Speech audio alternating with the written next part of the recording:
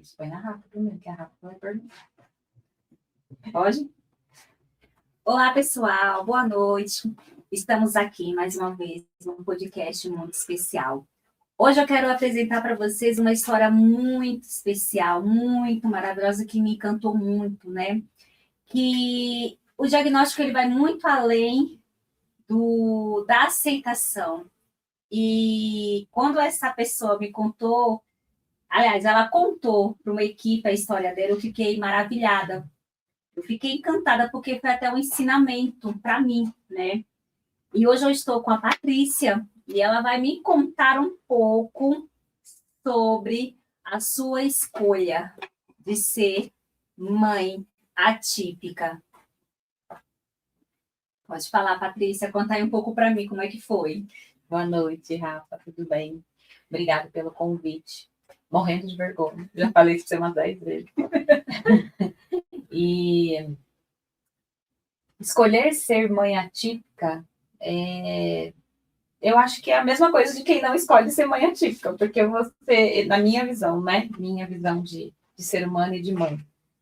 E do mesmo jeito que você não escolhe se o seu filho vem com algum tipo de deficiência, não, eu nunca achei justo eu ter esse direito de escolher adotar e escolher uma criança que não tivesse nada, que fosse 100% saudável. Até porque hoje, nas casas de adoção, o que mais tem é crianças com deficiência, crianças negras, crianças com HIV, crianças que têm uma necessidade especial e que as pessoas não querem adotar por terem essas necessidades, né? As pessoas, quando decidem adotar, muitas vezes querem bebê, querem ou da cor da família, mesmo que seja negro, mas quer bebê. Então, para nós, isso nunca foi um empecilho, né? Então, a gente sempre aceitou criança com deficiência, né? Quando a gente faz a gente entra na lista, a gente monta uma criança como a gente quer, e na minha concepção, eu não achava justo eu ter essa opção de escolher uma criança que não tivesse nada, porque se viesse da minha barriga, como veio da sua barriga, você não teve decisão de escolha se vinha com deficiência ou não. As mães não têm essa escolha. Então, para mim, como eu sempre quis ser mãe, independente de se viesse da minha barriga ou do coração, eu não achava justo eu ter essa escolha. Então, a gente decidiu que seria mãe, eu seria mãe, e meu marido está comigo até hoje, e ele comigo na nossa decisão de que nós seríamos pais de uma criança com deficiência. Né? Então, a gente escolheu uma criança de 0 a 5 anos que podia ter alguns tipos de deficiência, né? Podia ser o autismo, podia ser o Down, podia ser a paralisia. A gente aceitava uma criança com deficiência na nossa ficha, né? Que tivesse o HIV positivo. Então, a gente aceitava a criança com deficiência. E aí, quando saiu, né, para a gente conhecer o Paulo, a gente descobriu o mundo do autismo, né? Que a assistente social falou assim, olha, ele tem 5 anos e ele tem o autismo. Ele não era laudado na época, mas ele tinha todo o histórico de uma criança autista. E aí a gente foi conhecer o Paulo, né, na casa de adoção, a gente se apaixonou, assim, no segundo que a gente viu ele, e ele não falava, ele já tinha 5 anos, ele não falava, ele usava fralda, então, assim, teve uma adaptação um pouco mais complicada do que uma criança normal teria, né, porque ele não falava, então a gente não sabia se estava doendo, se não estava, se estava feliz, se estava triste, porque ele não esboçava nenhuma reação, né, então, mas ele sempre foi muito tranquilo, muito bonzinho, e a gente se apaixonou no primeiro dia que a gente conheceu ele, e aí a gente foi conhecer o mundo das crianças com autismo, né, que a gente não conhecia. As pessoas que convivem com a gente também não conheciam, né, as pessoas, família, pessoas próximas, né, então tinha essa questão de ser uma criança autista, ser uma criança adotada e ser uma criança grande, porque ele já tinha 5 anos, né, então a gente teve que mudar totalmente, né, a nossa visão de mundo, mas a gente queria isso, né? A gente aceitava isso, a gente sempre teve muito aberto em relação a isso. Eu sei que eu já apanhei bastante, já te falei isso algumas vezes, porque eu entendo e respeito os pais que não gostariam de ter criança com deficiência, que se pudessem escolher, jamais fariam o que eu fiz, mas eu também respeito, e eu acho, e na minha visão é essa, de que não é justo você não ter tido essa escolha, porque que eu deveria ter essa escolha se eu queria ser mãe, Você, Né? assim, o que eu observo na sua história é que você quebrou vários tabus, né? Porque, assim, a gente vê muito os famosos, eles visam muito a questão do preconceito. Então, eles visam muito, se eles são brancos, vamos adotar o negro, mas só da cor. Eles querem quebrar o preconceito da cor. E você foi muito além com Paulo. Foi negro, uma criança já grande e com diagnóstico. Sim. Então, assim, você almejava a maternidade. Sim. Eu até falei para o Kiko, você vê, a história dela vale porque ela almejava a maternidade. Hoje em dia, tem pessoas que almejam a maternidade, mas... De conto de fadas, né? Isso. E é que nem você falou, não acho justo você que foi mãe, você não escolheu, mas você tem que viver. E por que eu tenho que Decidir, escolher, sim. né? E você, assim, gente, a história, ela vem falando assim, eu me emociono porque eu fui uma dessas mães que falava que se eu pudesse escolher, não teria uma filha ou filho com autismo, eu tiraria o autismo. Mas ao longo dessa semana, quando eu lancei o convite para a Patrícia, eu fiquei refletindo sobre esta minha fala, né? Que a gente vai aprendendo e a gente vai falando. E eu estava converso muito com o Kiko sobre isso. Eu falei assim, será que se de fato os meus filhos não viessem com um diagnóstico, eu falo sempre da Micaela porque foi ela que abriu o leque do diagnóstico na minha vida. Será que de fato eu estaria vivendo o que eu vivo A hoje? forma como você viveu hoje. Porque eu falo para ti que hoje eu me vejo mais capaz. Porque, querendo ou não, eu estava num mundo muito bom, tranquilo, de boa, sem tsunami, sem nada. Oh, que mundo maravilhoso. E hoje a gente vive numa batalha, hoje a gente vive numa intensidade, numa luta. E aonde a gente, de fato, é que nem você e seu esposo vive, né? O Daniel, vocês decidiram. De fato, amor. Porque o amor vai muito além. Vocês escolheram amar aquela criança. Então, fala pra gente mais um pouco. Quando vocês viram ele, como foi? É difícil. Mas foi muito tranquilo, assim. O Daniel, ele estava muito mais ansioso que eu, né? Então, todo esse processo, ele via muito mais a papelada, ele estava sempre muito mais em cima do que eu. Eu deixei fluir com mais naturalmente, porque como eu sempre trabalhei muito, sempre trabalhei na rua, sempre trabalhei com vendas, então eu sempre tive uma vida muito agitada. E o Daniel, ele tem uma vida profissional mais tranquila que a minha, então ele sempre estava ali em cima mais nessa questão administrativa do que eu. E aí ligaram para ele perguntando que tinha saído uma criança que se a gente queria conhecer. E aí nós fomos. O Paulo de Taboão da Serra. E aí nós fomos até o Fórum de Taboão da Serra. E o Paulo estava num cantinho, assim, tipo uma sala igual essa, só que tinha menor que essa. Tinha a mesa da assistente social e tinha uns brinquedinhos, assim, no cantinho. Não sei se alguém já foi alguma vez em algum fórum, alguma coisa que tem a parte infantil. Tem sempre uns brinquedinhos, assim, no canto, e o Paulo estava lá, no cantinho dele, brincando.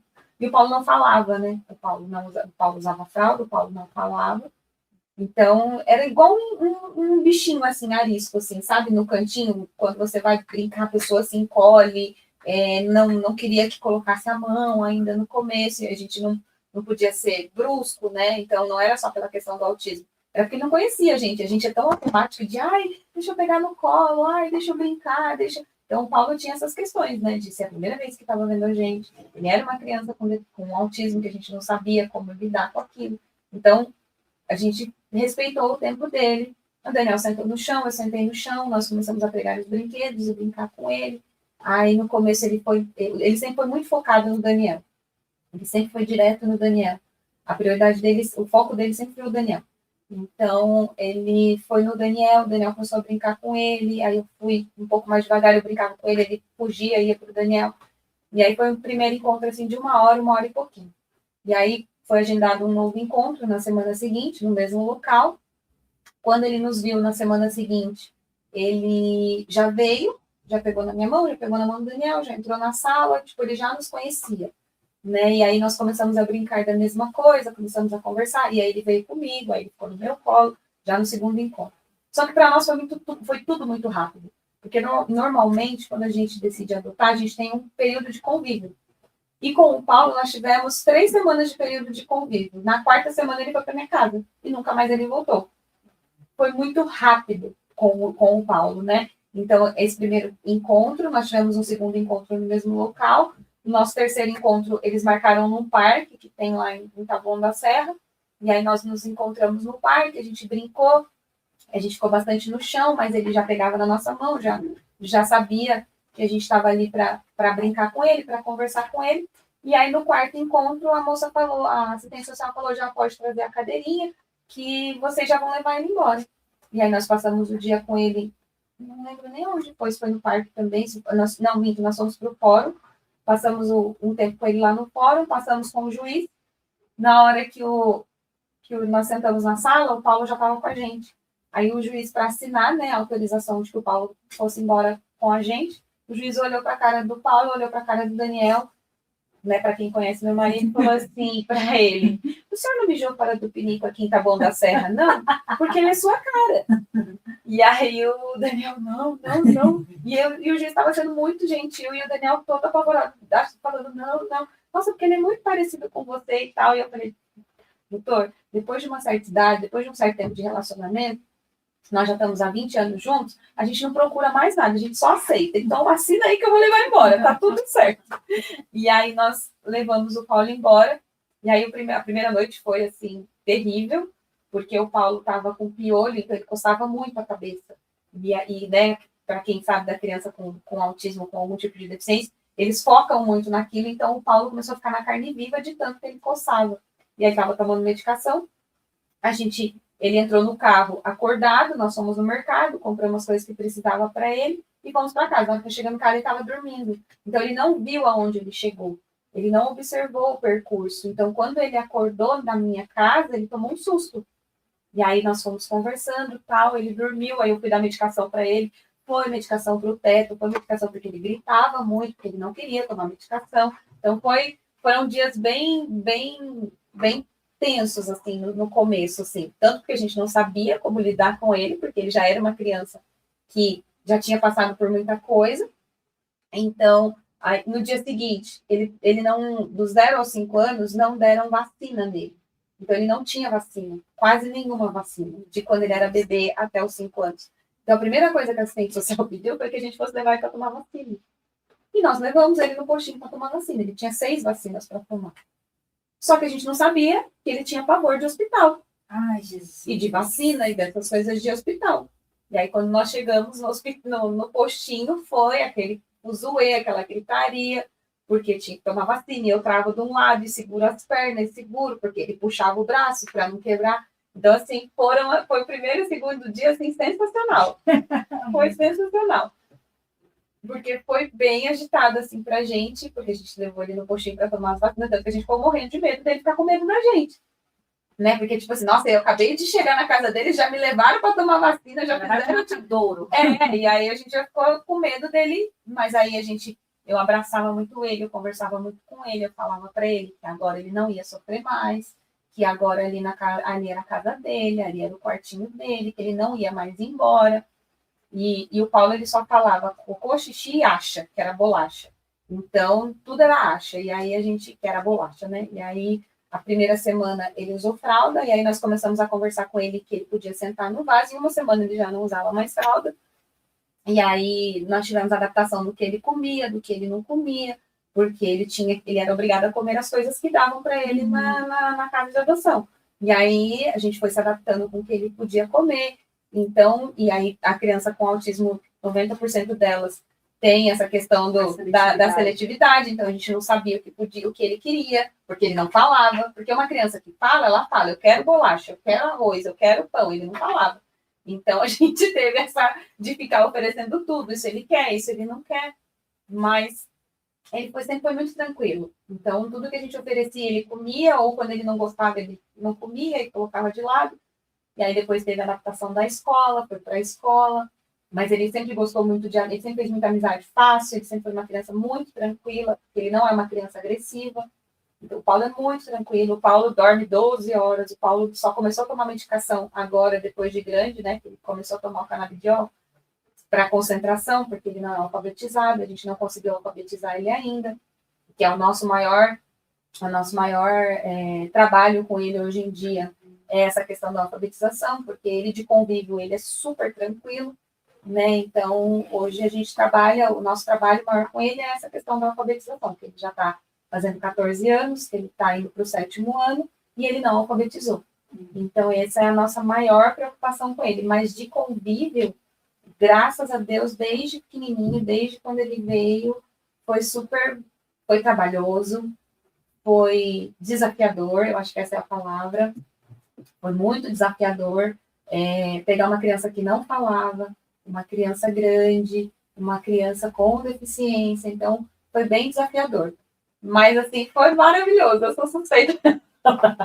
Porque, assim, eu não me arrependo nem um segundo, porque eu falo muito isso, né? Tem muita gente que tem um filho da barriga e vem com deficiência, você não pode escolher. Tem muita gente que tem filho da barriga e é uma criança que, quando cresce, tem as suas revoltas, tem as suas dificuldades, tem vários tipos de deficiências, além do autismo, né? Que hoje a gente conhece, que tem o TOD, que tem outras deficiências, né? Outras doenças, assim, né? Que hoje são laudadas, né? Antigamente não era, e que saiu da barriga da pessoa e a pessoa não teve escolha, né? Então, e o Paulo podia ter vindo adotado, sem deficiência nenhuma, e no decorrer do crescimento dele, a gente descobriu que ele tinha um monte de coisas, como criança que vem da barriga, e com o tempo a gente vai descobrindo o que ela realmente tem. Então, para nós, não teve diferença nenhuma em relação ao Paulo vir da barriga do coração. Eu tive 2 gestações, eu perdi 2 bebês. O primeiro eu perdi com 4 meses, então ele não chegou a evoluir. E aí eu fiz curetagem e tirei. O segundo nasceu, que era o Heitor, ele nasceu vivo, morreu um tempinho depois, e também era a cara do pai dele. Só que nós tivemos que enterrar, fazer todo o processo. Então, isso para mim foi muito doloroso. A perda do meu bebê, da barriga, que ele faleceu uns minutos depois, essa parte do enterrar, essa parte do ter tudo lá, ter quartinho, ter tudo, isso para mim foi muito mais doloroso do que escolher o Paulo, né? Escolher o Paulo para mim não teve frustração, não teve dúvida, não teve sofrimento, não teve nada. Para mim, meu único sofrimento foi os meus bebês que eu perdi. E eu acho que eles também me deram força para amar 10 vezes mais o Paulo. O amor que eu sinto pelo Paulo é incondicional. Eu penso nele o tempo todo, eu estou com ele o tempo todo, o que eu posso fazer da minha vida é tudo voltado para ele, o meu trabalho, o meu esforço é todo voltado nele, tudo que a gente tem hoje, que a gente conquistou hoje. Quando eu viajei com ele pela primeira vez de avião, que ele queria, porque a gente mora perto, aqui em Guarulhos, né, a gente escuta muito avião, né, então ele sempre falava de andar de avião. E aí, quando eu pude proporcionar para ele a primeira viagem de avião, nossa, eu achei que eu ia morrer. De tão feliz que eu estava de poder proporcionar aquilo para ele, e eu sabia que eu estava podendo proporcionar aquilo para ele porque eu trabalhava, né? Então, não é fácil você trabalhar numa empresa grande que te exige muito, somente a minha parte que é comercial, então a gente é muito exigido essa parte comercial nossa de trabalhar, de vender, para segurar emprego, né? Mas eu gosto do que eu faço também, gosto muito do que eu faço. Então, isso me ajuda bastante, mas o meu foco sempre é ele. Então, o meu trabalho é assim, eu tô cansada, tô pensando em desistir, desanimar, eu lembro, não, eu preciso trabalhar porque eu preciso pagar o plano de saúde do Paulo, ter um plano bom para o Paulo, poder levar ele para terapia. O meu horário é um horário mais corrido, mas graças a Deus o horário do pai dele é mais maleável, então a gente divide tudo. Eu acho que ter uma pessoa do lado da gente que é parceiro mesmo, eu falo que eu fui abençoada várias vezes, né? Então, eu fui abençoada pelo Paulo ter vindo para mim, ter vindo na minha vida, pela pessoa que eu escolhi estar do meu lado, e a gente está junto já há 25 anos, 20 de casado, então ele já aceitou todas as minhas loucuras. Cuidado dos maridos. Então, assim, já acostumou com as minhas loucuras, e eu com as dele. Então, e o Paulo é apaixonado pelo pai dele, né? E o pai dele é apaixonado por ele, né? Eu falo que se eu separar do pai dele hoje, Eita. certeza que o Paulo vai ficar com o pai dele, não vai ficar comigo nem com a Vacatuça, ele vai nem olhar para o lado, ele vai direto no pai dele. Você pontuou, a gente, antes de gravar, sempre tem um bate-papo assim nos bastidores, né? E uma coisa que você falou agora eu me dedico por ele, né? Esses dias eu estava conversando com o Kiko, a gente estava falando sobre isso. Falei assim, mozão, antes de eu ter o diagnóstico, que eu era mãe, tem hora que eu falava, sabe, não quero mais fazer isso. Eu não fazia, porque a gente não tinha para lutar. Não fazer, não vai ter consequência nenhuma, então eu não vou fazer. Hoje eu já não posso falar mais isso. Hoje eu não posso desistir, eu tenho que persistir, eu tenho que insistir, eu tenho que ir. Porque se eu desisto, até uma vez eu falei com uma amiga minha que ela é mãe atípica, ela é mãe solo, e ela ligou para mim na madrugada, falou, quero desabafar, Rafa. Aí eu até pensei, a Maria tá dormindo, eu fui pro banheiro para poder escutar ela. Eu falei assim, pode falar, mulher, choro, eu tô aqui para te ouvir. Eu não aguento mais. Aí ela começou a discutir, deixei ela colocar tudo que ela tinha para fora, e eu falei para ela, você sabe, você não aguenta mais, você falou que quer desistir de tudo. Eu não posso comparar minha vida com a sua, porque você está sozinha mesmo, de fato. Mas você parou para pensar que se você desiste hoje, você está desistindo dele, então, do seu filho. Então, eu sei que não é fácil, a jornada é difícil, é um fardo. Não olha, eu sempre falo assim para ela, né, que eu gosto muito dela, né, que a Vanessa, ela até já participou do nosso podcast aqui, foi para ela, não olha para os obstáculos. Porque quando a gente foca nos obstáculos, a gente só vê ele. Sim, fica olha mais difícil.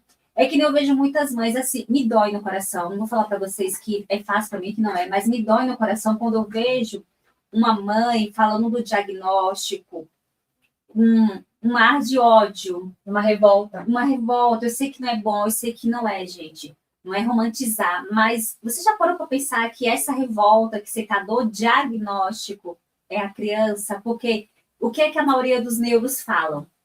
É uma característica do indivíduo. Isso faz parte dele. Então, se isso faz parte dele, é ele. Então, a partir do momento que eu falo, eu odeio, tudo bem, gente, o autismo não é fácil, mas eu odeio.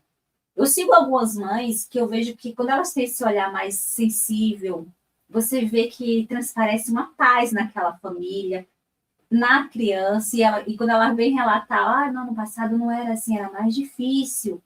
E quando você vê aquela mais radioativa, você vê que a criança também. É que nem você falou, o Paulo é muito bonzinho, o Paulo é muito tranquilo, o Paulo não dá trabalho assim pra gente nessas questões do comportamental.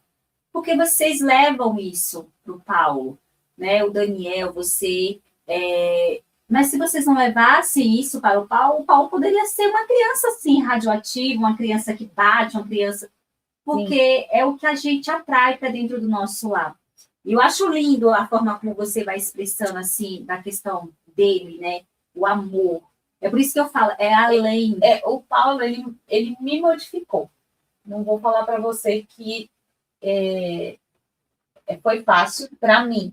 Para o pai dele foi mais fácil, porque o pai dele sempre foi muito tranquilo. Mas eu sempre fui uma pessoa muito agitada, muito grosseira. Uma forma de falar bem, de se impor nas coisas de falar dentro da minha casa, na minha adolescência, com as pessoas que eu sempre convivi, nos trabalhos que eu tive. Quem me conhece bem sabe que eu sempre fui uma pessoa muito difícil de lidar. E eu era uma pessoa antes do Paulo e sou uma pessoa depois do Paulo. Mas, e assim, não é fácil para mim.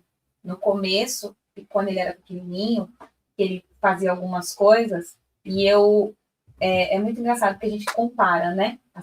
Independente se ele é da minha barriga ou do meu coração, mas o dia a dia, ele é filho, né? Eu não tenho essa visão de ser barriga ou coração. Ele é filho, filho é filho. Então, filho eu vou exigir, filho eu vou cobrar, filho eu vou fazer com que ele tenha as obrigações dele, como qualquer criança que é filho faz. Então, eu sempre tive muito isso na minha cabeça. Eu vou exigir do Paulo, sim. Eu vou colocar responsabilidade para ele, sim. Ele tem que aprender o que é certo e o que é errado, sim. Então, eu sempre tive essa visão de que o Paulo tinha que aprender o mínimo do que é certo e o que é errado. Então, eu nunca mudei a minha visão, independente de qualquer coisa. No começo eu sofria muito, no começo eu chorava, Eu falava, meu Deus, eu estou fazendo certo, eu estou fazendo errado. Será que eu estou fazendo certo exigir dele? Será que eu estou fazendo certo cobrar dele a atenção na tarefa? Será que eu estou exigindo dele que ele não faça as coisas erradas?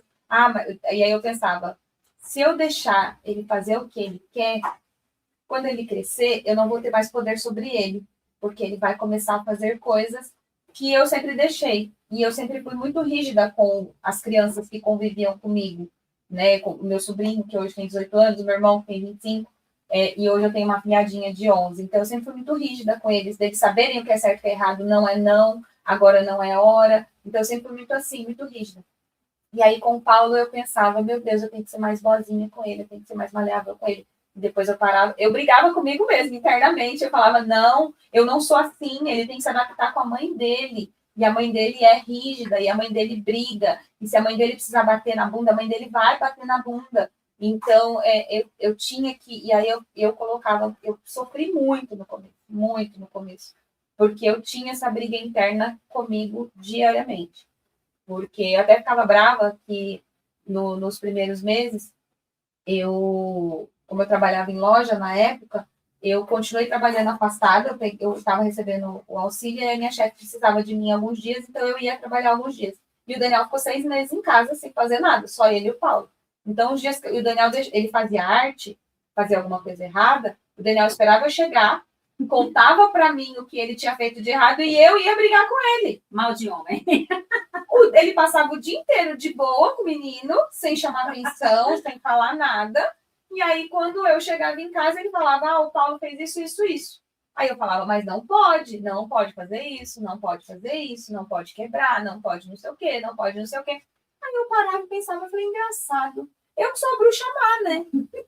Porque o pai dele não chama a atenção dele para nada, o pai dele não briga com ele para nada, e eu chegava do trabalho, porque estavam os dois o dia inteiro juntos, em vez dos dois se resolver, não, eu chegava e eu ia lá brigar com o Paulo, eu ia lá chamar a atenção dele, falar que não podia, tirar alguma coisa que ele gostava, como se fosse castigo. Eu falava, não, tem que parar com isso. E aí, os primeiros meses, eu tive uma briga interna comigo sensacional, porque eu não sabia ser mãe, né? Eu brinco, né? E aí tinha essa questão, né? Você tem o seu filho, você tem 9 meses para se adaptar com ele, você tem um cordão com ele. Eu tinha que adquirir um cordão com ele, eu tinha que fazer aquele cordão existir, com uma criança de 5 anos. Então, assim, como ele ficava mais tempo com o pai dele, eu não conseguia fazer esse cordão existir. E aí, depois dos 4 meses, o Daniel estava voltando a trabalhar. Aí eu peguei e falei, eu ia voltar a trabalhar também. Eu falei, não, eu não peguei o Paulo para mim não ter esse cordão com ele, não ter esse vínculo com ele ter só o vínculo do medo, da mamãe brava. Não, ele precisa conhecer a mamãe boazinha, ele precisa conhecer a mamãe que passeia, a mamãe que agrada, ele tem que conhecer essa mãe, né? E aí eu pedi para minha chefe na época me mandar embora, ela me mandou embora e eu fiquei 5 meses do seguro com ele. E aí sim a gente foi adquirir esse cordão, aí sim ele foi conhecer quem era a mamãe dele, sem o pai dele estar perto, e aí sim nós fomos construir a nossa história, nosso primeiro ano, nossos primeiros 5 meses juntos. E aí depois foi com mais leveza. Então ele construiu 6 meses com o pai dele, depois eu tive a minha fase só eu e ele, que foi maravilhosa, porque eu acho que se tivesse construído nós 3 juntos, ia dar pau, certeza, porque eu não ia aguentar o pai dele passando a mão na cabeça dele em tudo. Então, foi bom porque foi separado e hoje ele sabe como é a mamãe, como funciona a mamãe, ele sabe como funciona o papai. A mamãe é brava, se alguém chamar o Paulo, né, e perguntar, a mamãe é brava? A mamãe é brava. Muito, só um pouquinho. O papai é bravo? Não. Porque nem quando o Daniel tá chamando a atenção dele sendo bravo, o Daniel consegue ser bravo.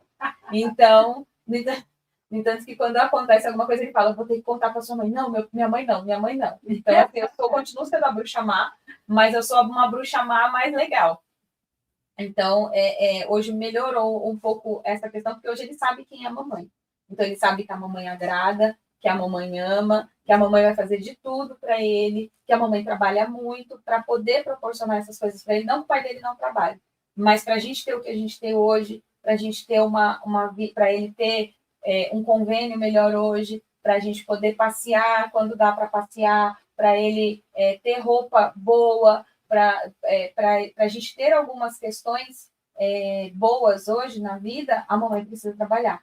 né? Então, assim, eu entendo, Rafa, a gente já conversou sobre isso, que a gente convive com vários tipos de mãezinhas, né? Atípica. Eu entendo que a forma como eu falo parece que é muito leve, parece que é muito tranquilo. E não é, né? Não é. A gente sabe que não tem como ser. Mas eu tento fazer com que seja o mais tranquilo possível. Eu já até comentei isso com você aqui antes, que eu já escutei pessoas, eu escuto o tempo todo, né? Quando as pessoas sabem que eu não sou de abrir para todo mundo, só para quem é mais próximo ou alguma ocasião que necessita, eu não sou de ficar falando que o Paulo não é da minha barriga, é do meu coração. Um, porque ele parece o pai dele, e dois, porque eu sou julgada muito.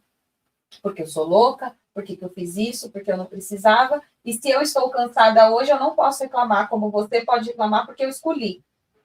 Mas eu acho que toda mãe que escolheu ser mãe, ela escolheu. Independente se vem da barriga do coração, a escolha é a mesma. Ah, eu escolhi engravidar. Nossa, tô louca para engravidar, tô fazendo de tudo para engravidar. Você não tá escolhendo? Porque eu não vejo porque que as pessoas têm tanto preconceito em relação a isso.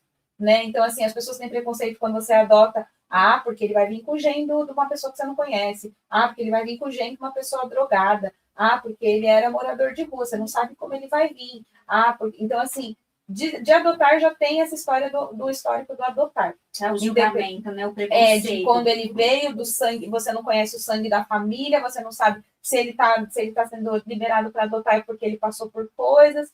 Então, já tem o julgamento do adotar, independente de ser uma deficiência ou não. Você adotou uma criança com deficiência. Então, tem dois problemas aí. Assim, né? As pessoas veem como problema. Então, eu não posso reclamar de que eu estou cansada. Diferente de você. Você tá cansada, tá tudo ok. Mas ela é mãe de dois, mas ela é mãe de.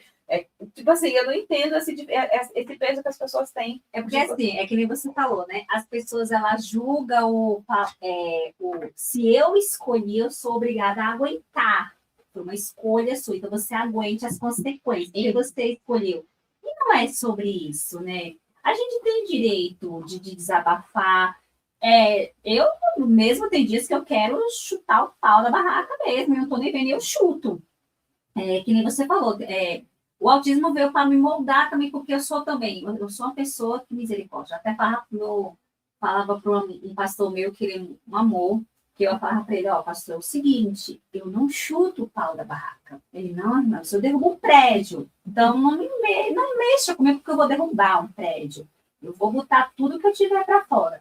Hoje, não vou falar que eu engulo sapo, normalmente não engulo. Se eu estiver na minha razão, e eu sei que aquilo é procedente, eu vou falar. Sim. Só que hoje eu pondero um pouco. As vontades que eu tenho de falar mais além, isso me deixa mal pra caramba.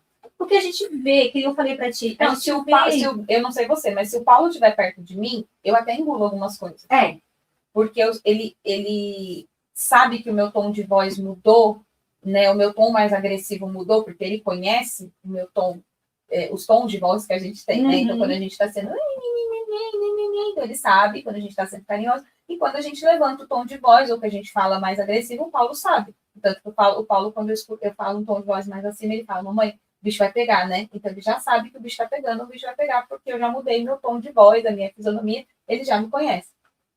Então, ele sabe disso. Então, eu acho que hoje, dependendo do que vai acontecer, se o Paulo está perto de mim, eu pondero, eu falo um pouco mais um tom de voz agressivo, não estou falando que eu virei um anjo, porque eu não virei um anjo, mas assim, eu penso mais em brigar, eu penso se ele está perto, se o pai dele estiver perto, eu falo, pode ir, que daqui a pouco eu vou, e aí eu vou com o meu barraco e os dois vão com o carro, o Paulo nem vê, mas se tiver só eu e o Paulo, eu pondero, eu respiro, eu penso 10 vezes em brigar, eu falo, não, eu vou voltar numa outra hora para brigar. Vai ser pior? Vai, porque eu vou ficar remoendo aquilo. Quando eu voltar, vai ser 10 vezes pior. A gente vê isso, né? A gente passa muito por essas questões. E é difícil, é que nem você falou.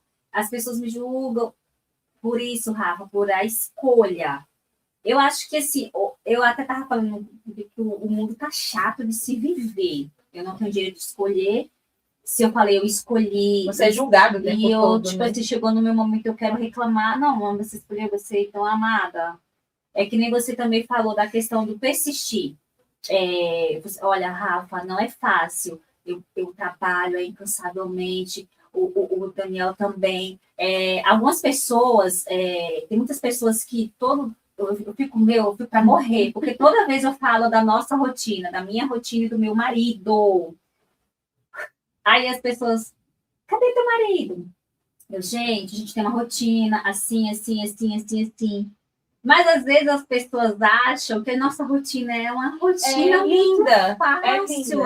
Aí, amada, a gente anda todos os dias mais de 150 quilômetros. Meu marido vai lá para Santana, a gente vai para a terapia das pessoas. E por que você não vai? E, gente, a vida é nossa. Porque antes eu ia só com os meninos, e era uma jornada difícil, que a gente vinha de ônibus para chegar a tempo da escola. A gente pegava Uber. O Uber era um absurdo de valor. Eu gastava, no tempo que o Kiko não podia levar a gente, eu gastava com mais de 2.000 de Uber. Aí eu falei, mas eu não dá mais. Aí, graças a Deus, ele conversou com a gerência da empresa, então já mudar o seu horário. Então, assim, vamos para a terapia das crianças, voltamos, ele deixa a gente em casa, ele vai trabalhar e eu vou para a rotina. Então, assim, vai e volta, vai e volta. E as pessoas acham assim, que nem hoje. Hoje estamos aqui, filmando, gravando, tudo aqui, batendo bate-papo. As crianças estão com a gente. Sim, porque os pais estão trabalhando agora. E aí a gente está trabalhando, a gente está aqui e as crianças estão lá embaixo esperando a gente. E eu sempre falo para as pessoas, pessoal, vocês vão fazer alguma coisa, é programado, não me chame em cima da hora. Eu tenho que programar, porque eu tenho que ver, tenho que orar, tenho que fazer isso. Olha, vai dar, não vai, bate, não bate. A minha vida, teve uma vez que eu recebi de uma moça, que não sei o que ela me chamou, eu falei que não dava, porque eu tinha que ver uma questão da Micaela. Eu disse, agora a sua vida gira em torno da sua filha? Eu falei assim, sim, gira em torno da minha filha. Tudo que eu vou projetar é em torno dela. Sim. Eu vou fazer um plano, um exemplo, vou mudar para outra região. Como essa região vai ter o suporte, a escola, tudo eu vou ter que ser em torno dela. Sim. Porque para quem tem um filho que não são atípicos que nem os nossos, vamos mudar para a Bahia. Vai para a Bahia. Você não vai se preocupar com escola, você não precisa se preocupar com convento, nada. No nosso caso, sim. Porque tudo precisa ter uma estrutura para eles, né? E olha que a gente não tem nem o que é de prática, né? O que é mesmo. A gente tem o mínimo. Sim, não é a gente tenta ter o mínimo, né? Eu falo muito isso, né? A gente convivendo com vários tipos de famílias, né? Como a gente convive ao longo desse percurso de ter crianças autistas, e eu falo muito isso, da questão nós duas somos duas pessoas que somos abençoadas, sim, porque temos pessoas do nosso lado que são nossos parceiros e que parceiros não tem a ver com as crianças, tem a ver com nós mesmos, sim, né? Com as escolhas que nós fizemos ao longo da vida e eles estão ali do lado da gente, sendo parceiros da gente. E isso é muito difícil, porque eu tenho várias pessoas que eu conheço que quando o filho recebe o diagnóstico, o marido vai embora, o marido não aceita, o marido se revolta, o marido quer bater, até que ele vai embora, né? Então, nós conhecemos muito mais mães atípicas solteiras, né? Do que mães que têm um casamento, que têm uma vida a dois e que conseguem organizar isso. E aí, nessa hora, eu me pego de novo observando e falando assim, eu tenho que conseguir, porque ela consegue, ela é uma mãe atípica, solteira e que trabalha, sustenta sua filha, ela não se vitimiza, né? E a gente tem pessoas que têm essa mesma visão de uma mãe solteira, atípica, que se vitimiza. E a gente tem pessoas que têm marido, que o marido não separa e que também se vitimiza. Então, isso é do ser humano, né? Se colocar na posição de vítima, se colocar na posição de que eu não sou vítima e que eu tenho que correr atrás da melhoria para o meu filho. Então, eu acho isso pesa muito para mim, né? No observar do dia a dia da vida que a gente tem. Então, tem a mãe que para ela é mais fácil aquilo, né? Se vitimizar, não conseguir, porque eu não consigo terapia para meu filho, porque eu não consigo levar ele na terapia, porque ele é difícil, e eu tenho uma criança que a mãe também é solteira, que a filha também se bate, se morde, e que ela vai fazer faxina no horário que a filha está na escola, e eu conheço mais de uma mãe que faz isso, que faz faxina a semana inteira no horário que o filho está na escola. Eu só posso fazer meio período, então você vem 2 dias meio período, por um valor só de um dia inteiro, para poder ganhar aquele dinheiro, e tem a mãe que coloca assim, não, porque eu não consigo, porque então assim, a gente vê isso. E a gente vê pessoas financeiramente muito bem de vida que terceirizam esse processo, né, que paga AT, né, que é o que a gente fala quando é uma auxiliar para ficar com ele. Então, tem muita gente que, porque eu tenho um filho autista, mas eu tenho um AT, eu pago uma AT, eu pago um convênio, que é para a moça ficar com meu filho o dia inteiro, porque eu preciso trabalhar. Então, mas eu também preciso trabalhar, né? Mas você também precisa trabalhar, mas eu não tenho condições de ter AT, então só porque eu não tenho condições de ter AT, meu filho não pode ir para terapia. Então, eu acho que as pessoas elas têm que aprender a não olhar para o outro, para o que o outro faz.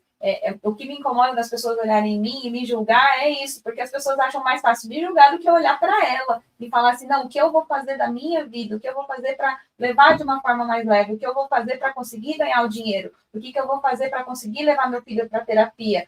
Então, eu acho que as pessoas elas têm que começar a parar de olhar o outro, né? O que o outro tem, a vida que o outro tem, a vida que o outro leva, que eu não tenho, que eu não consigo, que eu não posso. Porque se você parar e olhar assim, não, eu consigo, não, eu posso, não, eu vou atrás de um lugar que tenha, não é fácil, não é fácil, gratuito, não é fácil, não é fácil, mas eu moro em prédio, toda hora tá, alguém conhece faxineira, mas eu acho que você ir lá, se é a única forma que você tem de ser remunerada, de trabalhar autônomo, ou ser faxina, ou trabalhar em algum lugar que eles prestam só meio período, eu acho que tem um monte de opção, né? Mas eu acho que as pessoas têm que parar com isso, né? Eu queria muito que as pessoas aprendessem com isso, não aprender comigo, porque eu não sou exemplo de nada. Eu sou uma pessoa difícil de lidar, eu sou uma pessoa que trabalho muito, que às vezes deixa a desejar na minha casa,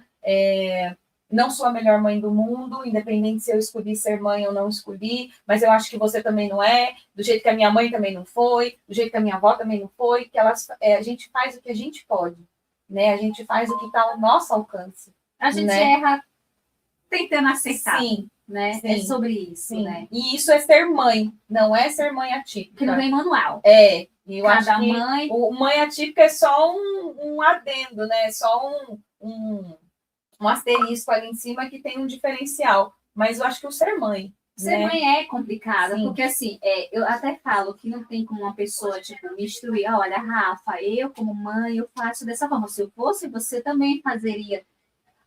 Eu sempre falo, gente, a sua experiência é diferente da experiência do outro. Sim. É que nem no meu caso, eu tenho 2 em casa. Eu falo até aquele filme lá, Elementos, é os meus 2. O Christopher é a gota mesmo, a água lá.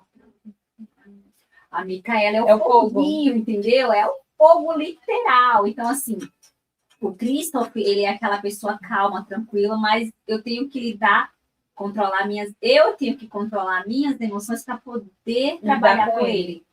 Eu tenho que ser mais plena, eu tenho que poder no que eu vou falar, da forma como eu vou falar para poder instruir, porque se eu for além, aí o negócio desanda.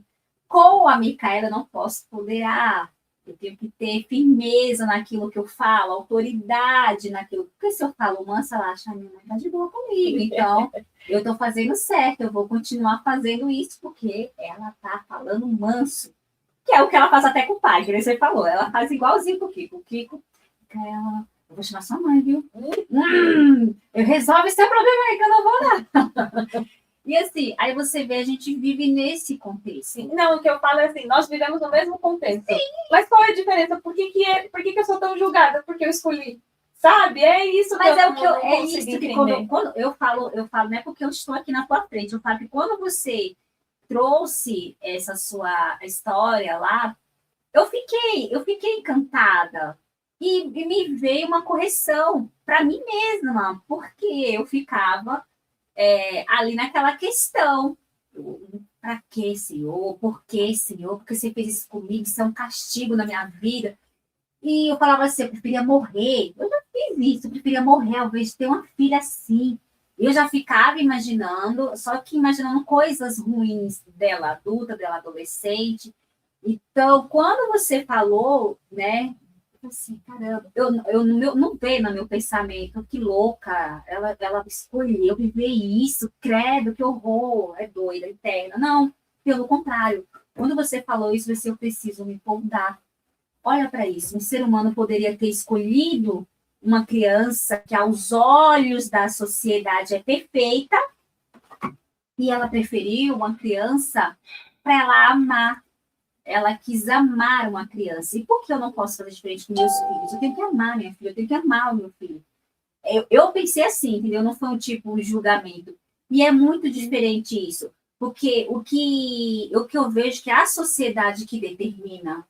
Porque eu fui para uma reunião de umas mães lá onde a Micaela estuda, e uma mãe, a Micaela está passando por um contexto, uma criança, e eu estava ensinando errado. Porque uma mãe falou assim: o meu filho quer ser amigo das crianças, mas as crianças não querem ser amigos dele. E eu falo: filho, não faz isso, ele não quer ser seu amigo, para com isso. E ele olhou para mim e respondeu assim: não, ele vai ser meu amigo, porque eu vou persistir e ele vai ser meu amigo.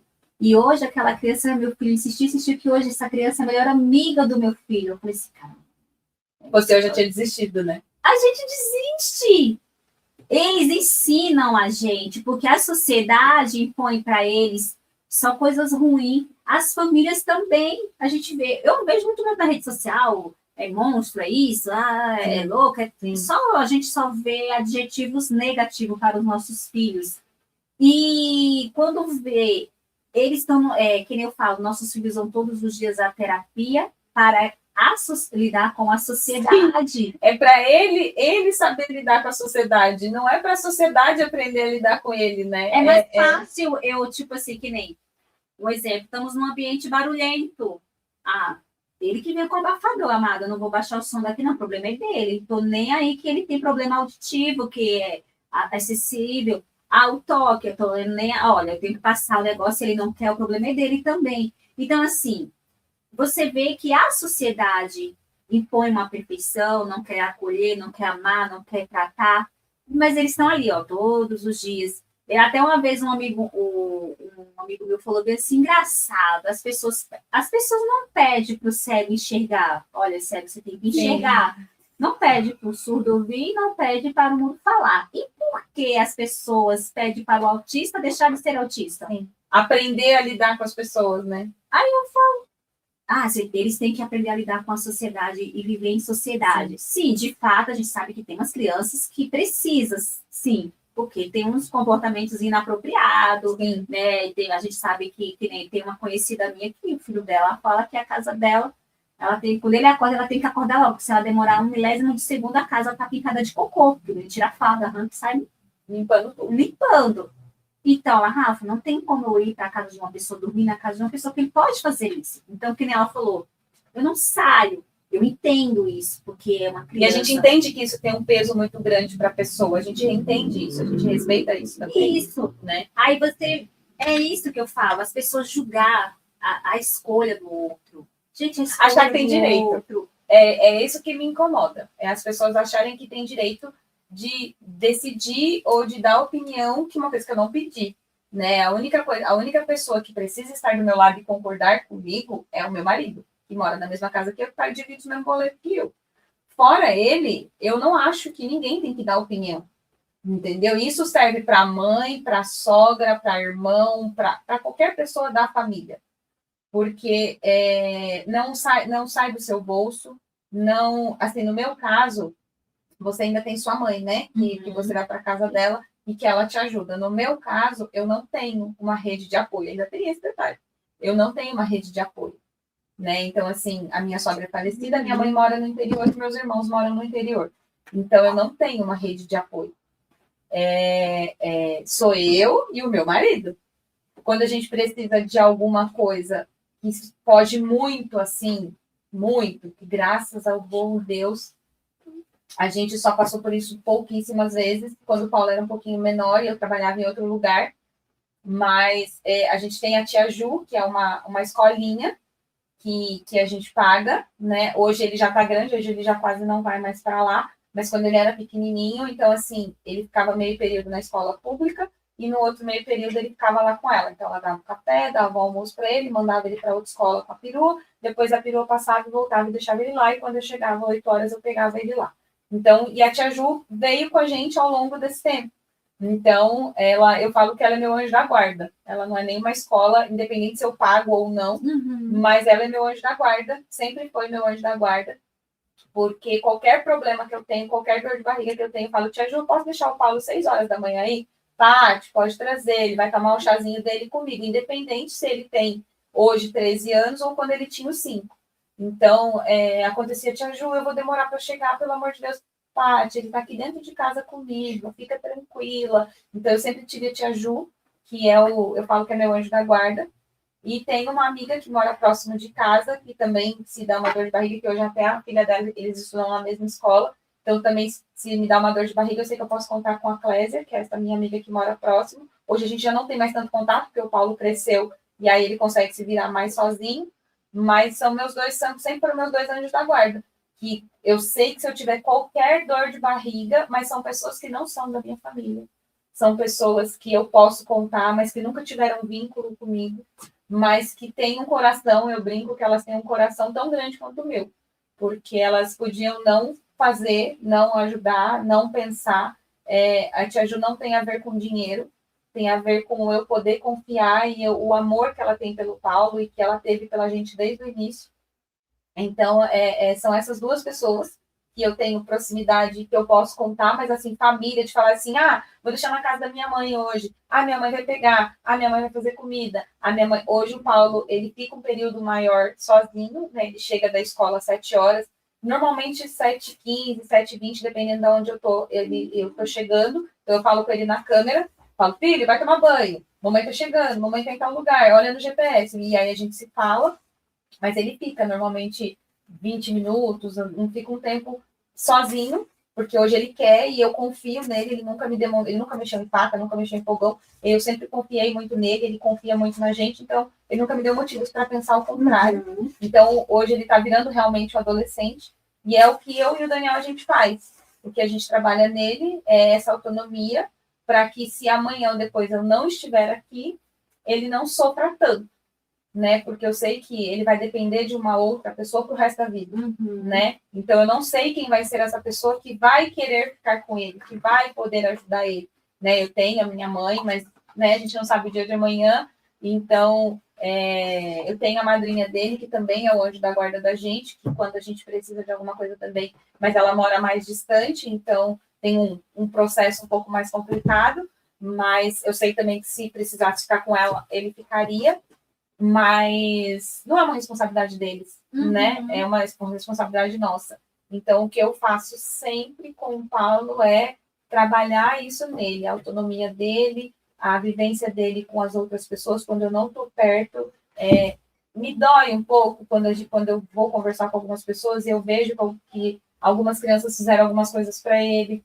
Final de semana, quando ele só desce para brincar na quadra, final de semana, quando a gente está em casa. E coisa de 1 hora, assim, eu falo, filho, pega a bola, vai brincar. E a quadra é de frente com o meu apartamento. Então, eu fico da janela olhando ele. Tem várias crianças lá brincando. Quando o Paulo chega, nenhuma chama para brincar com ele. Ele fica chutando a bola sozinho. E volta sozinho. Quando algumas crianças estão lá brincando, que conhecem ele, oi, Paulo, tudo bem? Não sei o quê, não sei o quê, não sei o quê. Bora lá, gente. Todo mundo sai e não chama o Paulo. E o Paulo continua brincando sozinho. Já aconteceu, a gente está em alguns lugares, as crianças verem que o Paulo não entende, prender o Paulo no lugar e sair correndo e o Paulo não saber sair do lugar. Então, isso me dói um pouco. Mas dói muito mais a mim do que a ele. Ele não sente a mesma dor que eu, ele não sofre igual, porque Deus é tão maravilhoso que não tem essa maldade, né? Essa maldade que a gente vê, que as pessoas têm, e que a gente vê que as pessoas têm, o Paulo não vê. O lado positivo da criança autista e de algumas crianças que têm deficiência é isso. Eles têm um coração muito mais puro. É enorme, né? Então, eles não enxergam muitas maldades que fazem com eles não... A gente vê que está fazendo maldade. A gente tem vontade de matar a pessoa, a situação, assim. Mas eles mesmos não sofrem, porque eles não veem que a pessoa está fazendo com maldade. Na escola antiga dele, aconteceu, eram sempre os mesmos amigos, e o Paulo falava, são meus amigos, são meus amigos. E realmente eram, faziam tudo com o Paulo. Mas naquele dia eles estavam a fim de zoar o Paulo. E aí rabiscaram o caderno dele, rasgaram o caderno dele, o Paulo chegou em casa e falei, filho, quem rasgou seu caderno? Aí ele falou o nome do amigo, Aí eu falei, mas ele não é o seu melhor amigo?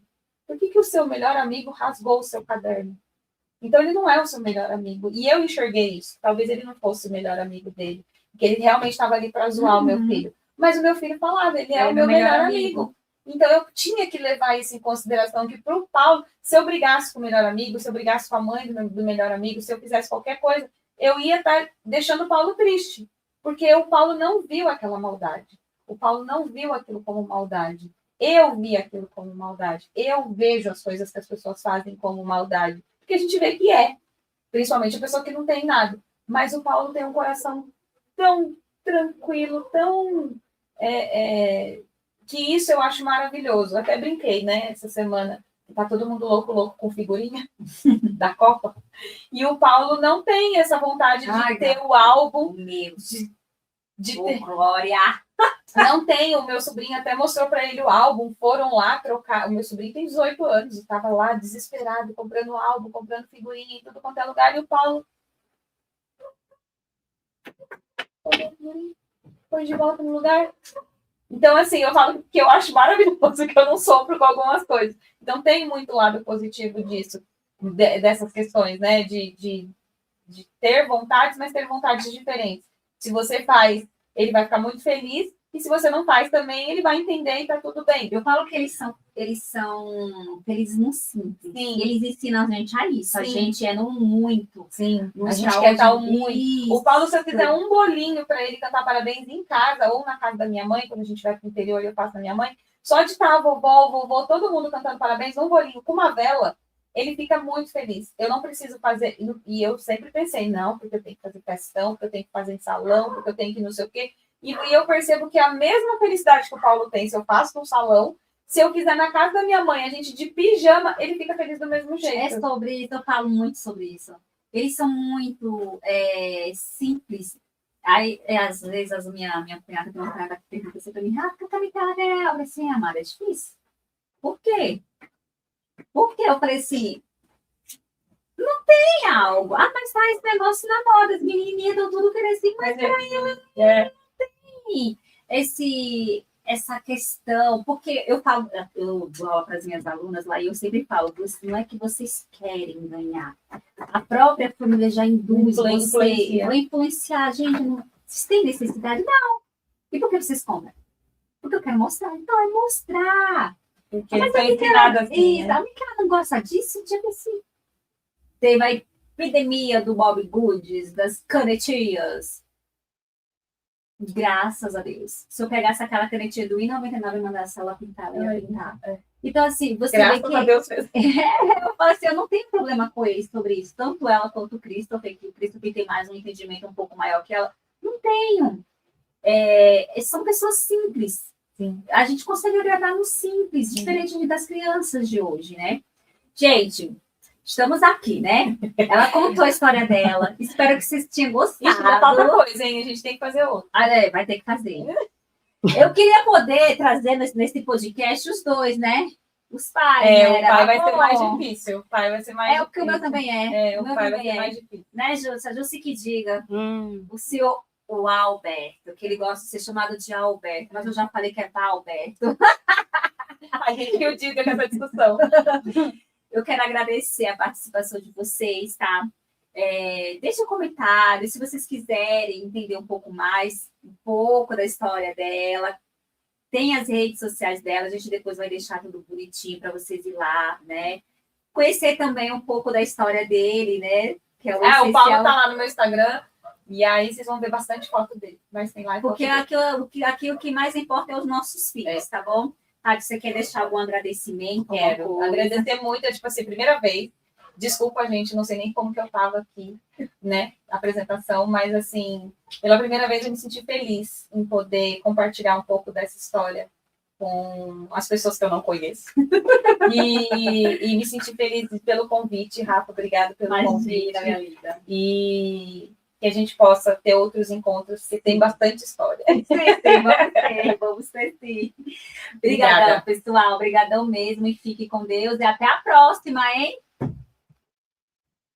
Aí eu tenho que estar assim, porque às vezes ela me para.